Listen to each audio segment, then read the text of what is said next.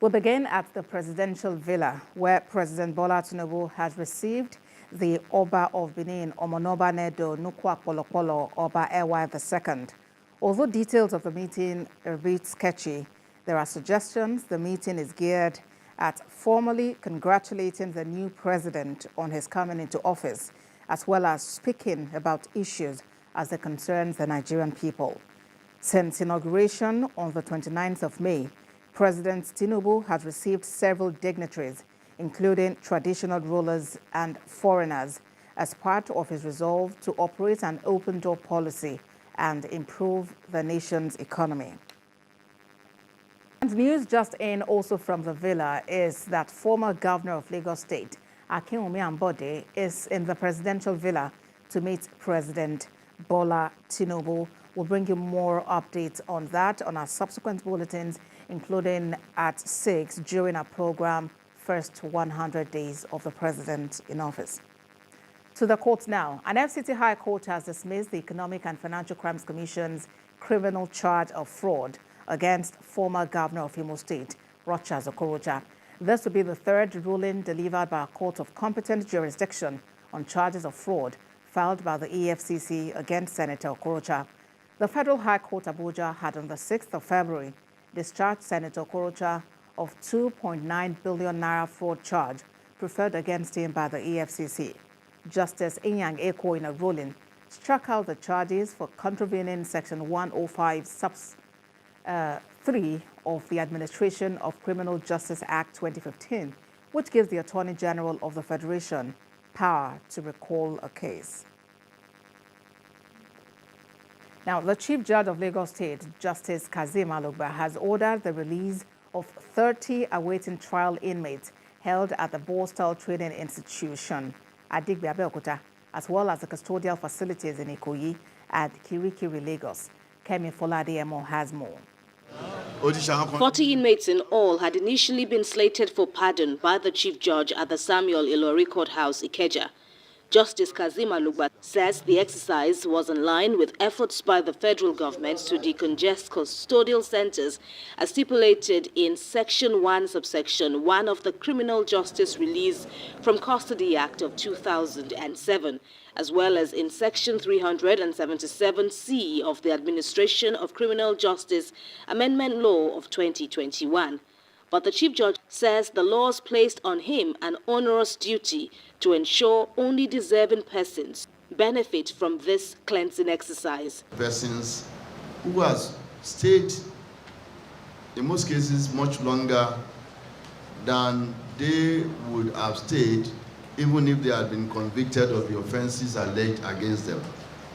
Those whose trials have been stalled for one reason or the other, and they are still so much behind bars that it becomes reasonable and expedient, and in order to decongest the correctional facilities, to have them released so that they can turn a new lease of life in society. One after the other, the inmates whose identities are protected appeared before members of the judiciary and other key officials.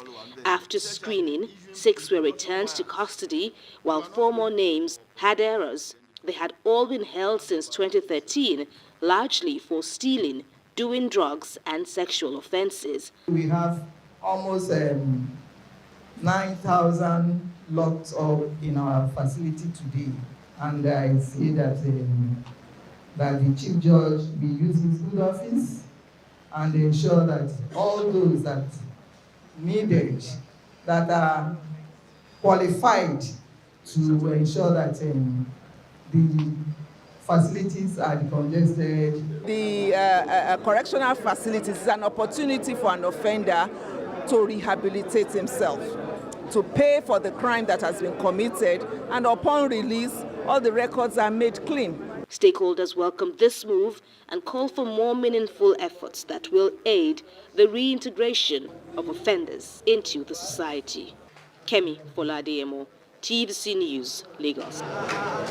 In Gombe State, the United Nations Children Fund is worried about the increase in the rate of infant death in Nigeria's northeast region.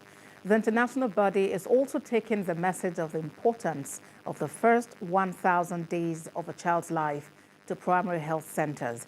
Correspondent Ewuare Adeyemi has details.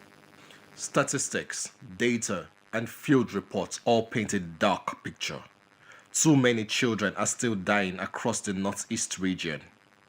Because of insecurity, reliable data from Borno and Yobe State are not available, but those from Adamawa, Bauchi, Taraba, and Gombe State show that the region is not on track to achieve the United Nations SDG goals. Where children do not have access to health services, that's poverty. Where they have access to education, to nutrition, those are some degrees of poverty, not just the financial part of it. And the deprivation has shown that all these states have high burden of multidimensional poverty, and that's affecting the overall development, survival and development of the child. UNICEF is seeking collaboration and active involvement of social influences to prompt change and reverse the downward trend.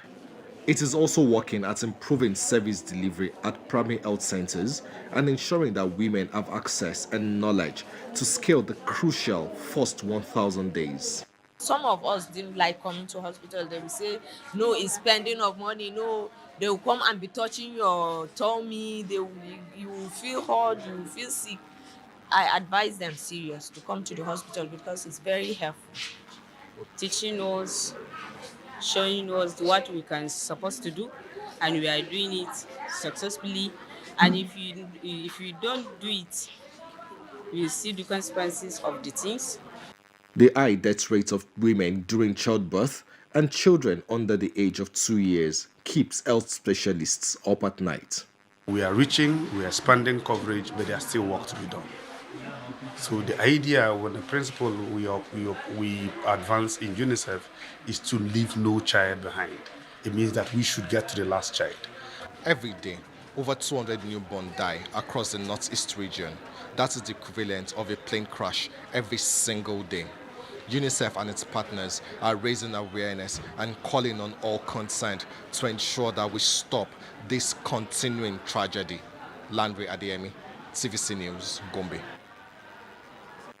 G-Text Homes, a subsidiary of G-Text Holdings, has launched the company's housing scheme at the Jasper Estate in Ibeju-Lekki, Lagos.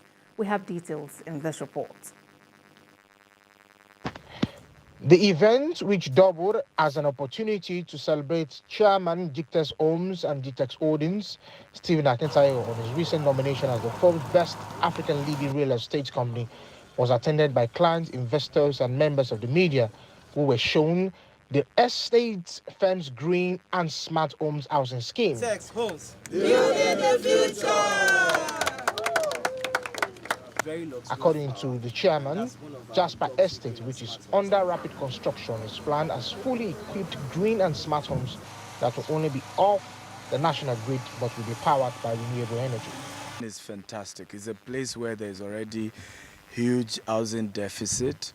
There's a lot of industrial projects going on here, little to zero residential and commercial. So most of these industries, professional workers are looking for somewhere close to where they work. And so this is in order in terms of location. Another beautiful thing is our unique design, which is that we don't connect to national grid. We're always using renewable energy to power all our houses. And as you guys have seen. On the Forbes nomination, Mr. Akintayo stated that he believes it is in recognition of the good work the company has done so far. Humbled by it, we're encouraged to work harder and to deliver on promises to investors and and stakeholders. Also speaking at the event was the CEO of G-Text Homes, who affirmed that the company's commitment to building smart and reliable housing. People that stay in areas that are surrounded by green areas and trees, they tend to increase their life expectancy. So staying here does not remove the luxury and the smart aspect again. Look at what it builds to your well-being. So living in this kind of area creates this environment, this ambience of luxury, style, relaxation, and increased life. Right, so what you're expecting here is automation, security, services, and a lot more from G-Text Homes. Tagged as a picture of sustainable housing, the company revealed that the estate will be built completely with the modern amenities like clinics, parks, and sports center, which makes it a prime real estate investment. Ademola Lawrence, TVC News, Lagos.